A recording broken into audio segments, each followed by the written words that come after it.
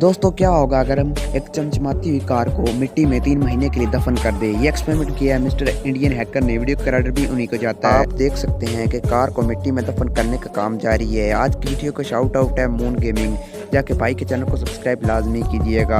अगर आप भी अपनी वीडियो को शाउट आउट चाहते हैं तो चैनल को सब्सक्राइब करके कमेंट में होके लाजमी लिखें। तो गाइज अभी देख सकते हैं कि कार को हमने किस तरीके से दफन कर दिया और ऊपर मिट्टी किस तरीके से चढ़ा दी। अभी कार को दफन हुए 3 महीने बीत चुके हैं और जब कार की खुदाई की गई, कार को निकाला गया तो कार की हालत कुछ इस तरीके से हो गई थी। उसकी हर चीज़ में मिट्टी चली गई थी।